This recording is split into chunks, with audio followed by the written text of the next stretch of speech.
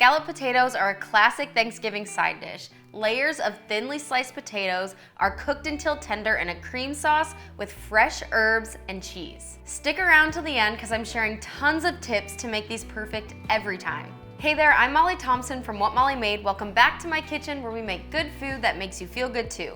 Today we are making cheesy scalloped potatoes. A few different types of cheese, caramelized onion, and a pinch of nutmeg makes this dish so special.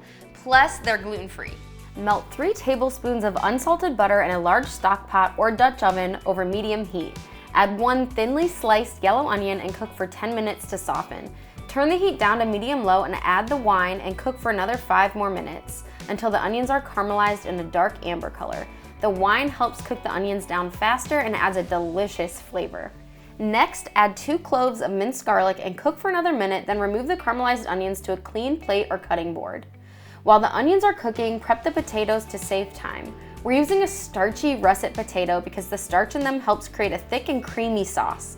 Traditional scalloped potatoes don't use a roux to thicken them, so it's important to use a starchy potato. Peel the potatoes first if you're using the russet potatoes. You could also use a Yukon Gold, although we think russet is a bit more starchy. If you're using the Yukon Gold, you can leave the skin on for a more rustic look. Slice the potatoes thinly into 1/4 or 1/8 inch slices using a mandolin slicer. You can use a sharp knife instead if you don't have a mandolin, just be sure to get them very thin and similar in size. When the onions are done and you've removed them from the pot, add 2 cups of whole milk and 1 3/4 cups of heavy cream to the same pot, and use a spoon or a spatula to scrape off any of those brown bits off the bottom of the pan from the onions. Add the sliced potatoes with the salt, pepper, nutmeg, and fresh thyme and bring them to a boil over high heat. Then reduce the heat to medium-low and simmer for 10 minutes. Remove them from the heat and let them cool slightly so they're easier to handle. Boiling the milk and the potatoes slightly helps the starches to release from the potatoes for a creamier sauce, and it also partially cooks the potatoes so they're more tender in less amount of time. Now it's time to create the 3 layers of scalloped potatoes before baking. Start with layer 1. Pour a bit of the milk into the bottom of a 9 by 13 inch or 3-quart baking dish sprayed with nonstick spray. Remove 1/3 cup of the potatoes from the pot using a slotted spoon and arrange them in a prepared casserole dish.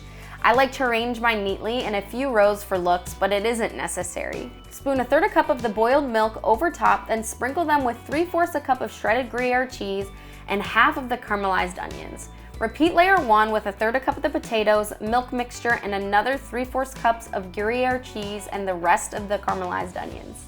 Finish the 3rd layer with the remaining potatoes and milk, saving the cheddar cheese for the end. Cover with foil and bake for 1 hour and 30 minutes, then remove the foil and sprinkle the top with the 1/2 cup of cheddar cheese and the remaining Gruyere cheese. Then bake for another 30 minutes until the cheese is melted and golden and the potatoes are bubbling around the edges. When it's done, the potatoes should be tender, not mushy, and the liquid should be mostly absorbed.